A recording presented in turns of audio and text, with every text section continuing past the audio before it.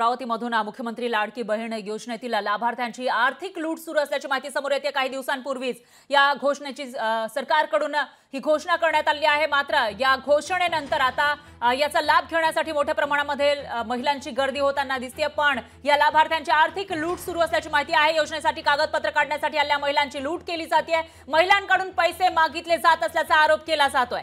वरुड तालुक्यातील सावंगी तलाठी कार्यालयामध्ये हा प्रकार घडलेला आहे। महिलांकडून पैसे घेतानाचा व्हिडिओ सुद्धा व्हायरल झाला आहे। लोकशाही मराठीच्या माध्यमातून आपण बघू शकतोय ज्या महिला आर्थिकदृष्ट्या जे कमी आहेत त्यांना या योजनेचा लाभ दिला जाणार आहे। मात्र त्या योजनेचा लाभ घेण्यासाठी जी कागदपत्र लागतात ती कागदपत्र बनवताना या ठिकाणी महिलांना मोठ्या प्रमाणामध्ये पैसे द्यावे लागतात आणि त्याचा हा धक्कादायक व्हिडिओ आपण लोकशाही मराठीच्या माध्यमातून बघू शकतोय। प्रत्येक लाभार्थी महिलेकडून 50 रुपये घेत असल्याचा व्हिडिओ व्हायरल झालेला आहे कागदपत्र देण्यासाठी आणि त्याची ही एक्सक्लुसिव्ह दृश्य आपण लोकशाही मराठीच्या माध्यमातून बघू शकतोय। तर महिलांचं सबलीकरण करण्यासाठी सरकारकडून ही योजना आणली गेली, सरकारकडून घोषणा करण्यात आली। मात्र त्या महिलांकडून ज्यांना याचा लाभ दिला जाणार आहे त्याच्या आधी जी कागदपत्र लागणार आहेत त्यासाठी मात्र प्रत्येक महिलेकडून इथं 50 रुपये उकळले जात आहेत।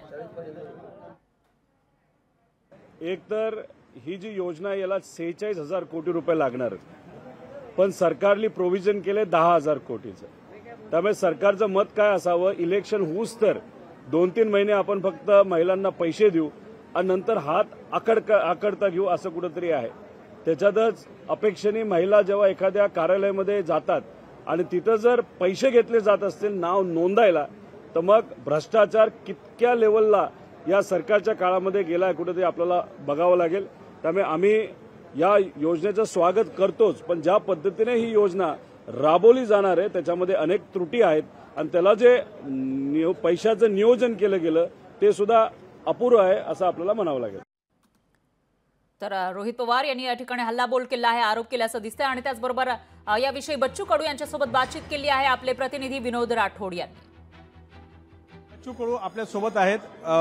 अमरावतीमध्ये घटना घडली आहे की लाडली बहिणीच्या नावाने आता पैसे घेण्याचं काम शासकीय आणि काही निमशासकीय सुरुवातीच्या अगोदर असं होत असेल आणि कदाचित हे होण्याची शक्यता आहे। यावर मला वाटतं कारवाई होणं फार गरजेचं आहे।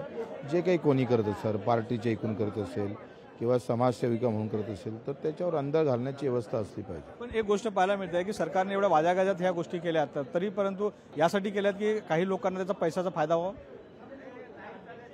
नाही असं मला नाही वाटत, कारण त्यामागचा हेतू फार चांगला आहे आणि एक चांगली योजना आहे। काही वाईट किनार असेलच त्याच्यावर, पुन्हा कोणी कसे वागणार, कशा पद्धतीची ती योजना जाईल, मला वाटतं त्या योजनेमागचा उद्देश आपण समजून घेतला पाहिजे आणि तो तिथं मदत होणारा आहे महिलांना। त्याच्यानं काही वाईट गोष्टी त्याच्या भोवताल राहणारच आहे आणि त्या वाईट गोष्टी घेऊन तुम्ही योजनाच बेकार आहे किंवा त्याच्यामागचे उद्देशच बेकार आहे असं कळू नये। व्हिडिओ जर्नलिस्ट राजेशसह विनोद राठोड, लोकशाही मराठी, मुंबई। लोकशाही मराठी ऐका, पहा, जागरूक रहा।